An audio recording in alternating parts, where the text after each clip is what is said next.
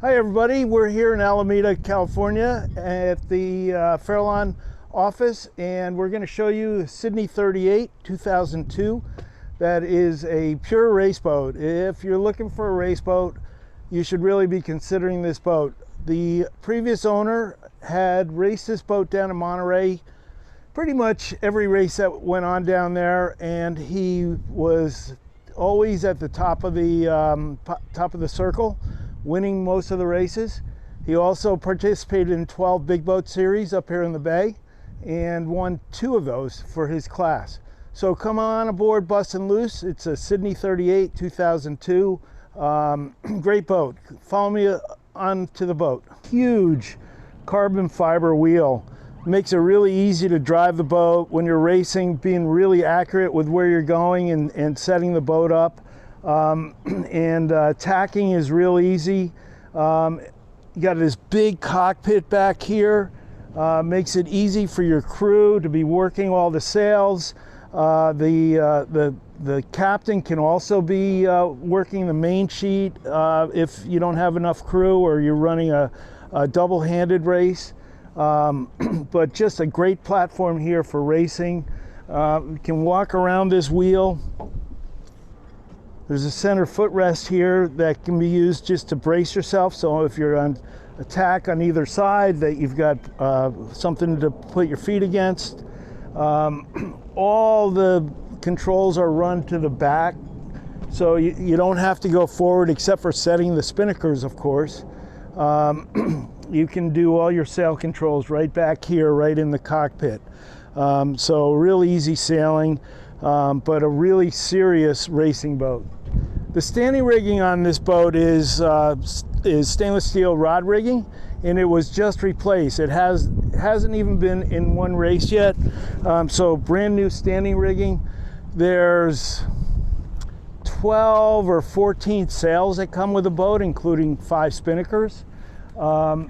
This is a fairly new mainsail. There's also carbon mainsail. There's an entire list of sails that are included that are on the website you should check out. Up here you have your instruments, so they can be easily seen from the cockpit while you're racing. So it's a little hard to see right now with the sails down, but there's a full set of instruments. Boom vang that has looks like a 12-to-1 purchase, so you can really adjust the main really in small increments. Down here there's 2 spinnaker poles. They're both carbon fiber spinnaker poles, so nice and lightweight, easy to rig up. Of course, being a race boat, there is no anchor roller on the boat. So you got a nice clean bow. You got a foil to run your jibs up, and this is a halyard for a spinnaker and the downhaul. Here we are down below on the Sidney 38, and you can see it's it's pretty much stripped out for racing. You've got single berths on the starboard side. You've got a double berth in the back. You got a settee up here. Your nav station over here, but everything down here is in really nice condition. The floors are beautiful. I'll pull the floorboards up for you in a little bit, but the bilges are nice and clean. But pretty straightforward down here. There is no headliner, so you don't have to worry about any leaks that you can't see. All of the gear from the outside is through bolted.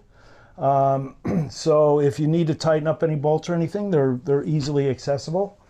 The mast is keel stepped, so you get a nice strong mast. There is a little galley over here with a sink and a foot pump for the water, and a little fridge with beer, and that fridge is electric, and good storage Easy access to chain plates. But basically, you know, a very clean boat. The interior is in great condition. Forward, I'll take you forward and we'll go look at the forward area.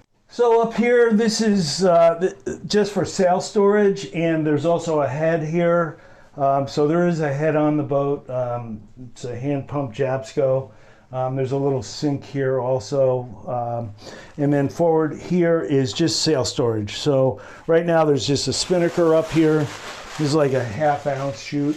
But there's, like I said, 12 or 14 sails. There's a hatch overhead, so when you're pulling your spinnakers down, you can bring them down into the forward part of the boat here. Get them off the deck right away. Over on this side,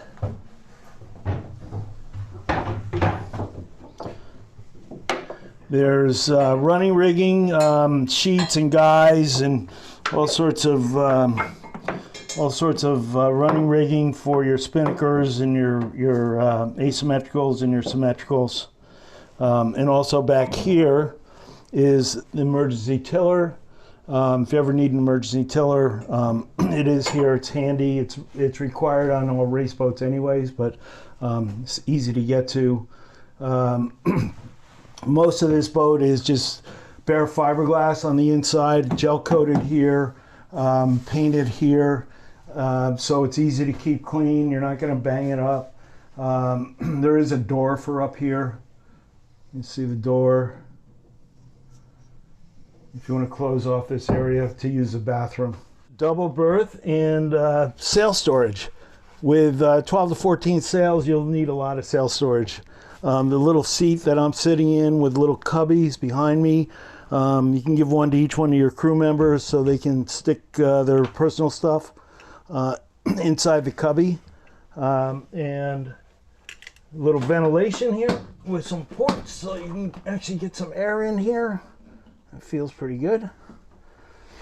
Over here is our engine. It's a little Yanmar, 27 horsepower Yanmar. Access to the front of the engine here. It is a V-drive. No, it is a sail drive. Sorry. It is a sail drive, and it's a 26 horse or 27 horse Yanmar. I'll pull up the engine cover so you can see it. Easy access to the engine, and you can see that you can get anywhere you need to on this engine. It's pretty simple. Sail drive, the engine is facing backwards, but you do have a sail drive, so it doesn't really matter which way it's facing. Engine hours are about 1900. So it's got some use, but it's still low engine hours and nice and clean. So you should have no problems with this engine for a long time.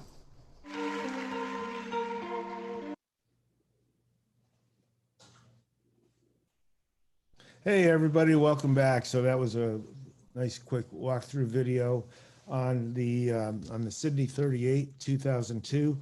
That boat we're asking $99,000. And Jeff, we got a little boat show special going on at $89,000.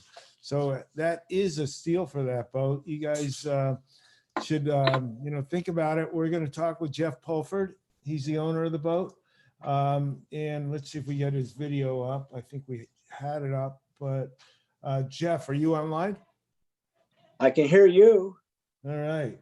Well, we'll see if we can get that video up, but I'm gonna interview you anyways. So Jeff, how long have you owned the boat? Well, I bought it new in 2002. So new in 2002. So it's like 18 years. You've had that boat longer than most of us have been married. Well, all right then. Second marriage. There you are. Now we got you up. Okay. All right. Good. All right. Cool. So did you watch the video that I just did? I did. Yeah. Nice job. All right. Thanks. Anything that you wanted to correct on that? No, I thought you did a really nice job. You talked about the sails, and we have a lot of sails. We have 3 masthead spinnakers, and we have, I don't know how many others, 5 or 6 non-masthead spinnakers. There's a pole for each configuration. The boat originally did not have a masthead configuration. It had a fractional. So anyway, and it's a fractional rig. The jibs are all 105s. Unless you make them smaller. And I found to make the boat go faster, we used the FAR 40 method of going down in sails. So we have a 98% and a 93%, which makes it really nice. We also have all different sizes of jibs, mediums and heavies, and it's really interesting, the configuration. But big main, very big main, for that size boat. Very comfortable. It's just a neat boat to sail. It's always ready to go. It's really as tough as a boat can be made. It was made for the Sidney Hobart race, the specifications for it. We know that race is a tough race. Oh, it's a real tough race. The Sidneys were the largest one design in the Southern Hemisphere. Wow. So it's a really huge class. There's probably only around 12 or 15 or so in the United States. And where do they hang out? Mostly in Chicago. Oh, interesting. And then we had 6, 7 in the Bay Area. We had a one design class up here, which was absolutely the best racing ever for about 5, 6 years, of which we ended up winning that whole thing. Ah. The boat originally, it's really neat because you need about 3 or 4 good sailors in positions. Other than that, you can add people as necessary to sail the boat. It was originally built for what they call team building in New Zealand. Back in 1998, 2005, that whole period, team building was such a big deal. And that's what the boat was built for. It's absolutely fantastic. You can take 2 or 3 or 4 good sailors and just add people, and you teach them what to do, and you're ready to go. It's very, very nice, very easy to use, as you can tell from the big cockpit and all that. Yeah, that's a huge cockpit. So you got, half a dozen people in there. They're not tripping over each other. Oh, it's really nice, very comfortable, and you get the job done. It's very effective. We use the boat for racing a lot because that's pretty much what we did, and we pretty much did buoy racing. But it's such a tough boat. They've converted them now to any different kinds of cruising boats and whatever, because they're so tough and well made. Yeah, so you've kept it down in Monterey mostly. Is that right? Right. And then you brought it up to the Bay for Big Boat Series and other races? Yeah, we used to do Stone Cup and Aldo Alicio and Big Daddy, and we'd go up and down the coast in the Spinnaker Cup, Año Nuevo. We did a whole bunch of races. It's an ocean-going boat. I mean, it lights up out in the ocean for sure. So it's on the bit of the heavy side for a racing boat, but what makes it so fast is its beautiful hull. Is that it's a very, very fast hull. The keel is about 8 feet 8 inches long, and the rudder is 7 feet long.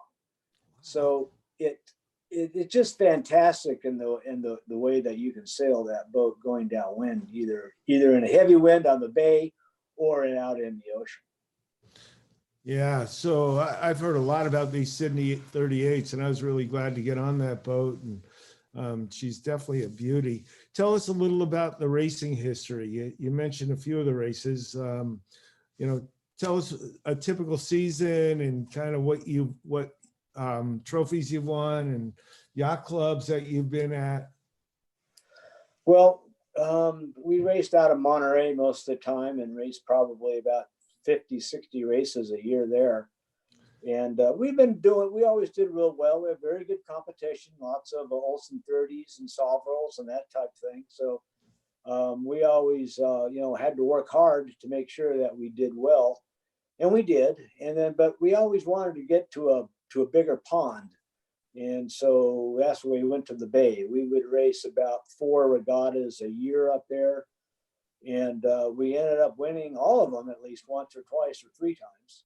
Wow. And then being on the podium almost every time we raced, which I was really proud of. I'm about as proud of that as anything else, because overall, that's kind of what you really want to do is race, is make sure that you're doing a good job of racing the boat.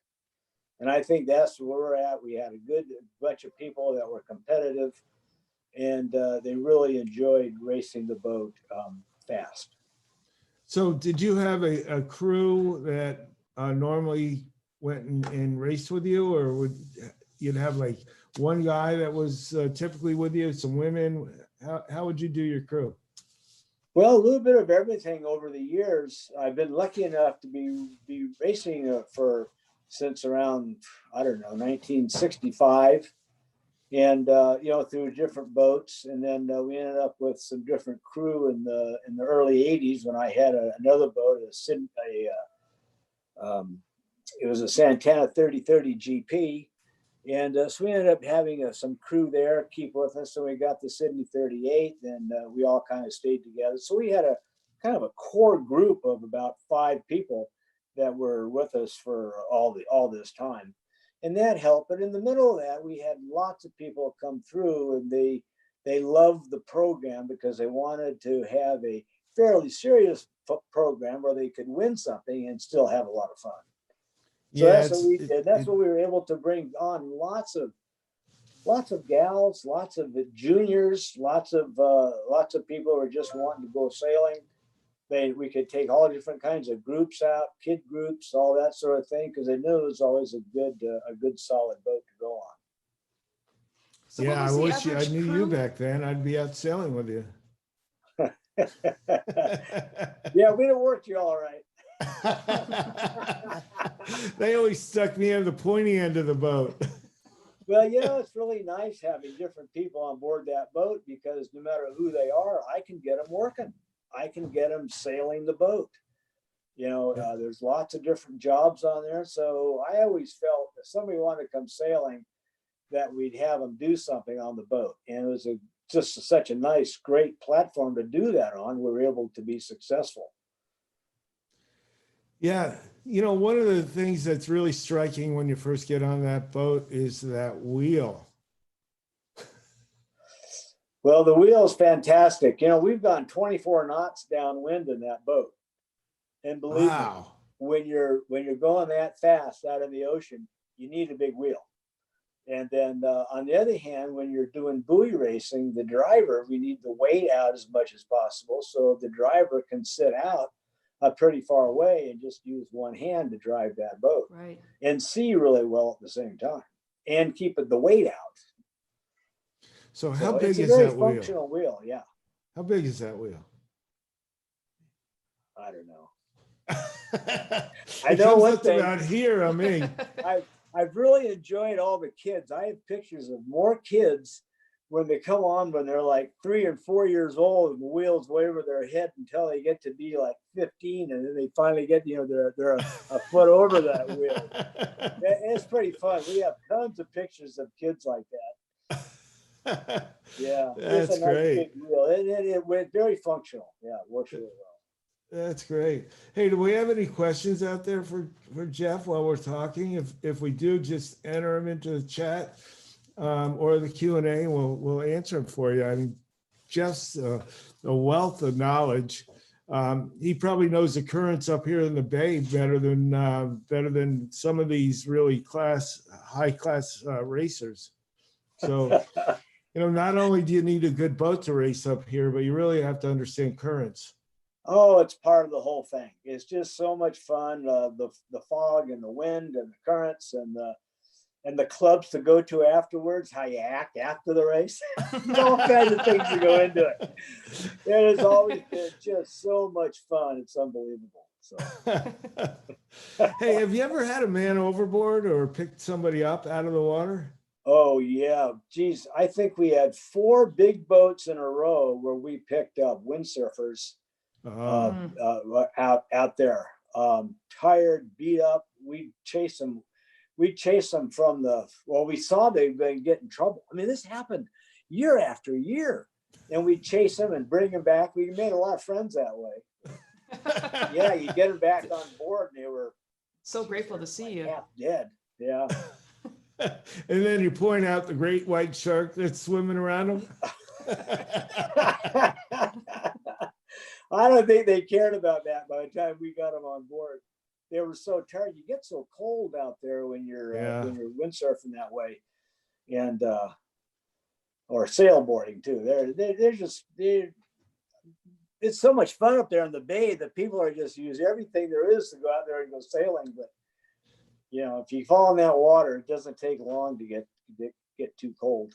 Yeah, for sure. So you've made the trip from Monterey up to San Francisco a few times. Oh yeah, tons of times, probably 20 times, 30 times. Yeah. Tell us a little about it. Well, it's a neat trip. What we've ended up doing is, because it's quite a way, you know, when you go up in a boat, the motor goes about 7 knots, 7.5. And that's just on a just flat sea. And then it'll go down when you have a pretty good, you know, swell and wind waves coming towards you, it'll decrease some. So what we did, we had gotten the habit of taking the boat from Monterey to Santa Cruz, spending the night there, leaving about 3 o'clock in the morning, and then just going up the bay. And it's a very nice window of opportunity to do it that way, whether it's March or whether it's, you know, in the middle of the spring, or if it's, you know, later on in the summer.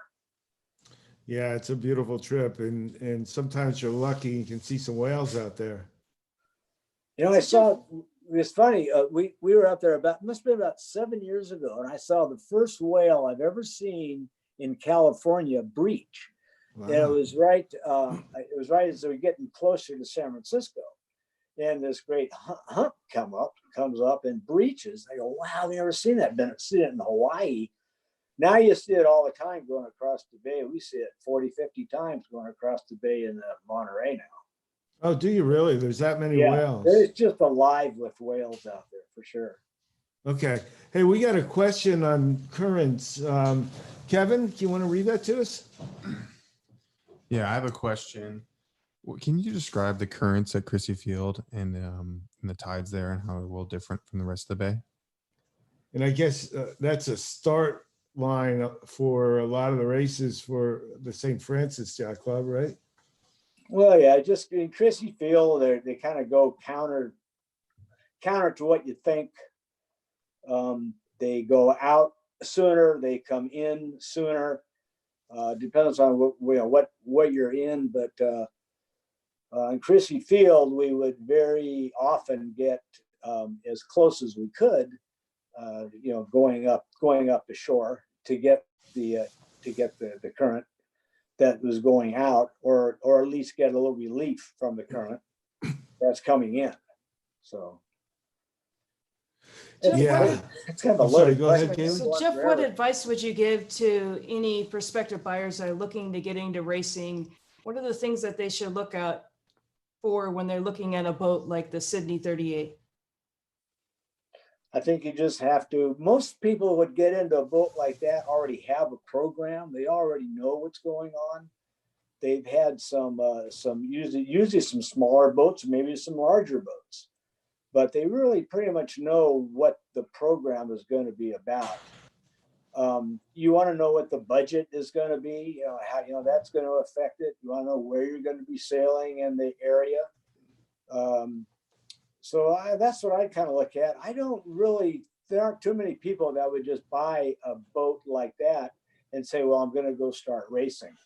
That way, what they do in that case is they usually buy more sails from a pro, and then they go to some of the sail lofts, and the sail loft people would teach them everything they need to know.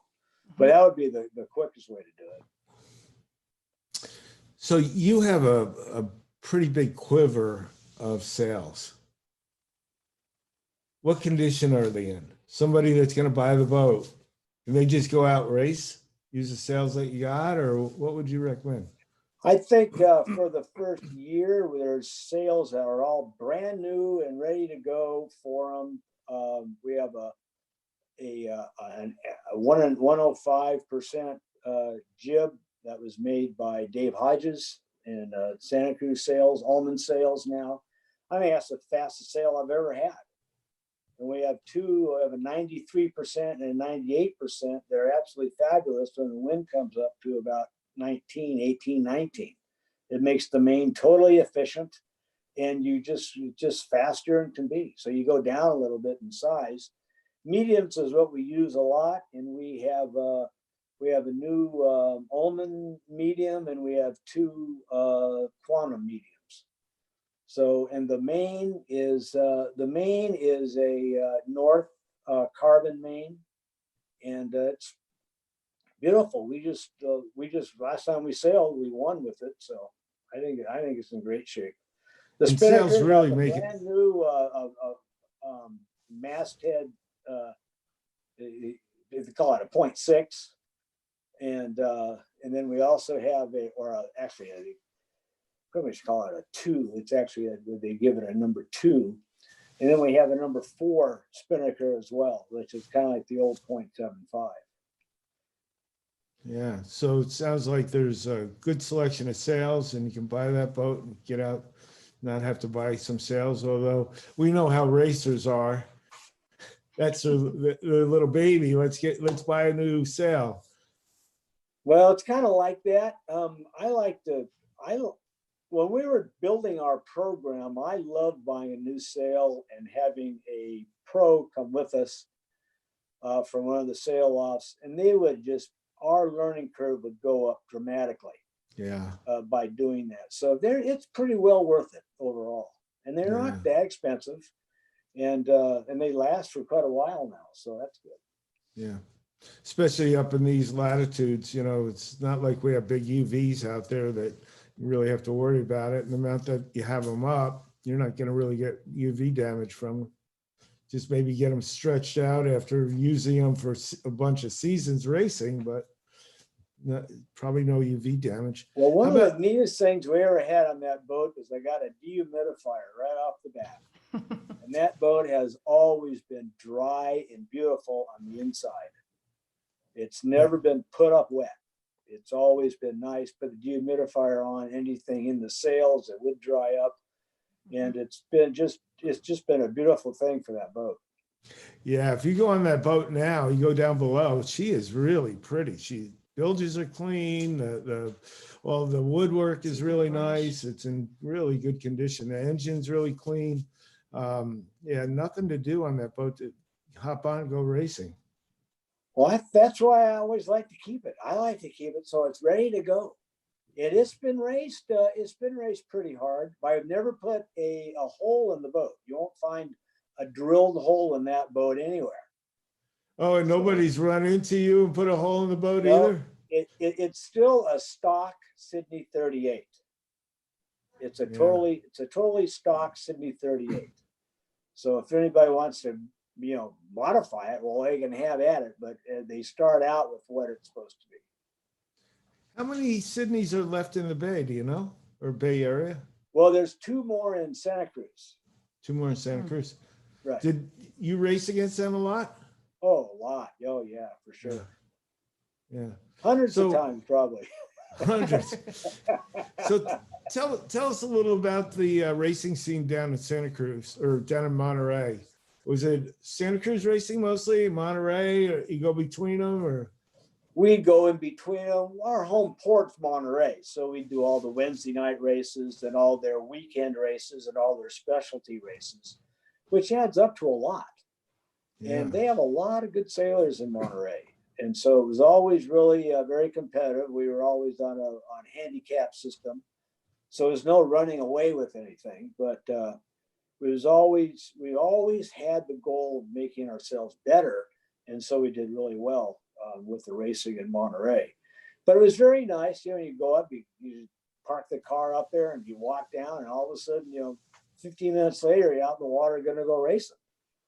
So it's really very nice, very convenient. By the way, I still have a slip in Monterey. Just ask that. And that can go along with the boat. Well, that's worth something, like a Well, it's lot. worth a lot. Yeah, for sure. Yeah. How do you get a slip down there if you're not Jeff Pulford? Well, you wait about 15 years, what I hear. 15 years. Yeah. Yeah. So anybody that's down in that area or wants to keep the boat down there, not only is you get a great boat at a great price, but you get a slip that you can take over too. So that's great, Jeff. So what's your plans? You getting rid of the race boat and then what? Well, I'm in Arizona right now. Oh, I actually I retired and then I moved to Arizona. it's kind of hard to sail the So boat in I'm the talking to sand. you from Scottsdale. Nice. No spring training, unfortunately. No, well, we got to one game. That was good. Really? They had one game? I hope it was Yeah, the they had Giants about game. 6 or 8 before everything hit. So was it a Giants game? Yeah, no, it was Giants and Arizona. Yeah, the pathetic Giants. Oh, come There's on. still They're going to be Giants all right. fans. I hope. He switched teams on us. He's the Diamondbacks now. In the desert, in the sand. Well, you can't sail a boat down in the sand. No, that's why. Otherwise, I never would have, but I had to do that. So I would have been saying, I started, I was really young, so it was really fun all these years being out there in the water. Yeah, I bet you've seen a few changes. Lots of changes go on, but Monterey, I'm not sure Monterey changes all that much. Moss Landing doesn't change at all. I swear, we used to have a boat there in the 50s. It That's looks why they exactly the same right now. That's why they call it Moss Landing. Yeah, John Steinbeck's still down in Monterey. I think he is. I think he's still lurking around. Hey, was John Steinbeck a sailor? No, he wasn't. No, he was more of a. I'm not sure he was what he was. I'm not sure what he did for fun, but I remember reading a book by him though, something about the Sea of Cortez. that's what it was. The Sea of Cortez. Yeah, it was a great book. Read read Sweet Thirsty and Cannery Row. Cannery Row, Those yeah. are, and Tortilla Flat. Those are all about the beach in Monterey. Yeah, Right. That Del Monte Beach. Mm-hmm. That's all they right. talk about the whole time. It's just really fun. Yeah, Monterey sure does have a lot of history. Monterey's got a lot of history. Yeah, it sure does. So It's they been good they for were sailing. The wind comes on every day about 12:30, 1 o'clock, and it kind of stays up till about 6 or 7 o'clock, then it goes away. So do you guys get gorgeous fog place down to there? sail. What's that? Do you guys get fog in Monterey? We get fog. I suppose it's kind of like the Marina District in San Francisco. Where it gets foggy in the morning, and then it clears up for most of the day, and then it comes back in later on at night. We Yeah. don't get the 40-knot winds that bring it back in.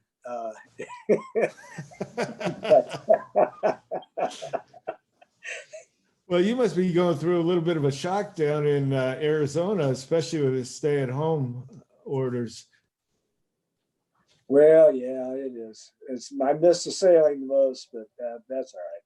Yeah. Well, somebody's going to get a nice boat and they can social distance out on the bay or down in Monterey. That sure works. Yeah, we've actually been seeing a lot of people with a lot of interest in boating now with this stay-at-home order. I think people are sitting at home thinking, I got to get out there. I'm not going to get on a plane because of this virus thing that's probably going to be around for a year or two, and thinking, hey, let's go sailing. Now I know the yacht clubs have canceled their sailing races for now. Although I just heard the Coast Guard is allowing races up to 9 boats. So maybe there'll be some small races going on, but you can still get out on San Francisco Bay, and I'm sure Monterey has the same thing. You can get out, go sailing, get on the water and social distance out on the water. Well, it'd be a great time to get a boat like Bustin' Loose just to get familiar with it. So when can start racing again, they're familiar with the boat and just get out and race and win some races. Jeff, Yes, sir. busting loose. Tell us the story. Where Well, did that come from? It came from San Diego, and actually, it was a crazy guy down there who raced a boat, a Santana 3030 GP, and he called it Bustin' Loose, and I bought it from him. And he was absolutely an insane racer. He must have won, I don't know, he won everything he ever touched. And just a terrific racer. And then I bought that boat from him. He told me I could keep the name if I took it more than 200 miles away or something. So I just kept it. And we won, I don't know, everything we could in that boat. And then we finally moved up to the Sidney 38 and kind of did the same thing. You kept the So name. it's always been kind of the same kind of program, and we're trying to keep that name going. Yeah. So that racer down in San Diego, his name wasn't Dennis Conner, was it? No, Tim Hankey. Tim His name is Hankey. Tim Hankey. Yeah, I've heard that name. When I got that boat, it came with 44 sails Wow. because he was not a professional sailor. He was an amateur, but all the sail offs gave him sails because he won everything. And they gave him, that was back in, that boat was a 1982 Santana 3030. That time, the whole world was changing with regards to sails. There was new line, there's new fabrics, new construction. It was a really exciting time. And every 3 months, there's a new, different type of sail, and particularly new fabrics for sails. So that they used him as a bit of a laboratory. Wow. I got a light, medium, and heavy 150s with that boat. No, 180s. I'm sorry, 180s. They're light, medium, and heavy 180s for a Santana 3030. Jeez. That was pretty fun. And navigation, he had this gigantic whip that he had on the back for his Loran. We didn't have GPS then. He had this gigantic Loran, but he won the Ensenada race twice with it because he had a Loran that went higher than anybody else, and they could get through the fog. It gets foggy down there at the end. He gets through the fog and took them right to the finish line. It was amazing. Yeah, we only had Lorans on the boats for quite a while. Before that, it was radio direction finder. That was fun out in the middle of Monterey Bay with the radio direction finder. Yeah. You pick up a radio station and then minimize the signal so you know which way the tower is. And it's crazy. Oh yeah. Totally crazy in this fog. Pretty fun. Yeah. So no sextants. You ever do any races with sextants? I never learned how to use it. That was boring for me. Too many calculations. In my crew, I always had somebody who could use a sextant. We love to have military people on board the boat and a lot of Navy people. We were never without military people or without lake sailors on the boat. Lake sailors. Why lake sailors? Huge amount of different ways of looking at a race course and a race and the things you need to do on it, whether it's supplies, sales, strategies. And those people offer a huge difference, a different opinion on different things. And we meld them all together until we got it right. Wow, that's interesting. How about women? Do you have women on board? Always. Always. As much as possible. Yeah, for sure. Yeah. Good listeners. Go ahead, Geli. They're good listeners. They're good listeners. They do what they're told. I don't think so. You guys can't see, but my wife is in the studio here and she's wagging her finger at me. Yeah, we get in trouble talking, but they're very, very, very. I found them to be just tremendous crew members in every way, shape, and form. Yeah, we had a panel on yesterday of I mean, five Five women? esteemed women, All of them captains. all of them captains. Yeah, that's great. And one of them, Geli's mom, actually sailed with me from South Africa to Florida. And she did her watches and, you know, put me in my place. But yeah, it's great to have these women involved, and, you know, we're seeing more and more of it, and it's a good thing. Definitely a good thing. Well, you know, they teach me a lot about how I set the boat up, because there's not one thing on that boat that a woman, just an average woman of average strength, should not be able to do. Oh, If the interesting. winches aren't right, they're not right. And you have no place where you're going to cut yourself.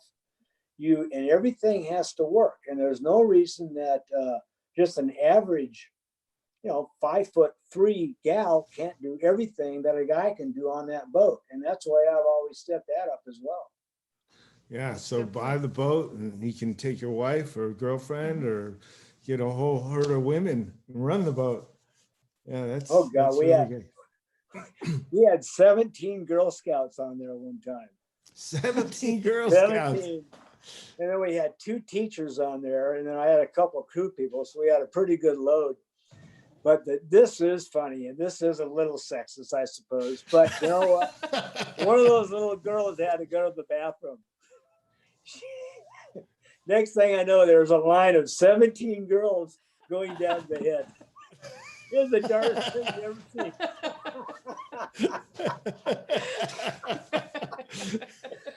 And they all loved it. They just got in there, did it, and then they came back up. Everybody's happy. That's funny. And the head on that boat is forward of the mast, right? Yes, right. And there's a decent head. I mean, it's got a door. I mean, why not? Well, if you're a hardcore racing boat, you know, not those boats are set up to be able to do a little bit of everything. And a hardcore racing boat would only have a bucket on board the boat. So Yeah, Right. bucket and have chuck that. it. So this would be considered quite a step above that.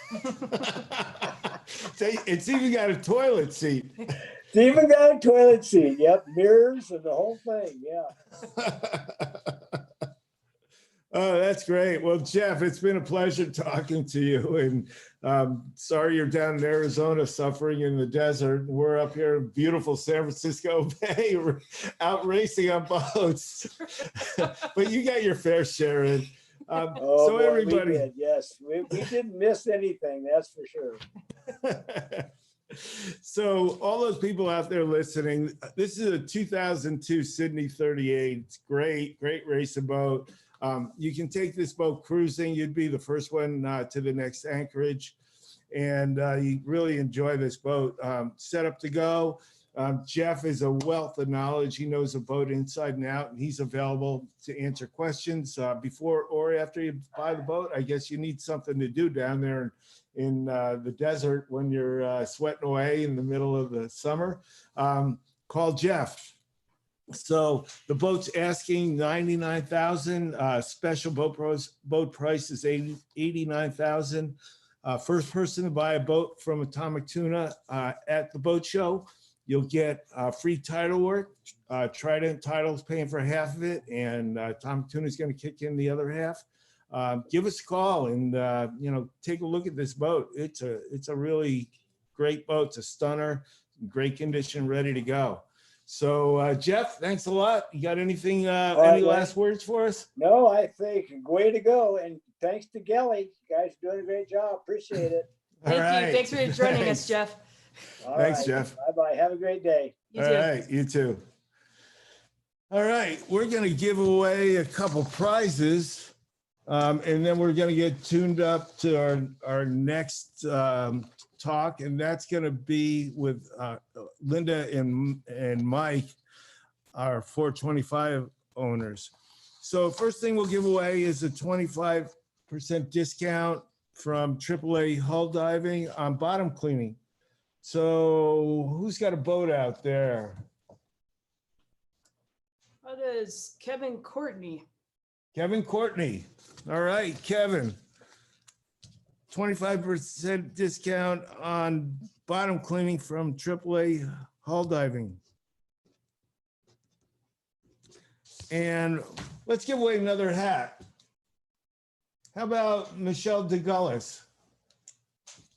All right, Michelle, we're going to send you a hat. I think we can get your email address. So look for that in the mail. I think you're not in the Bay Area, so we'll send that out to you. Okay,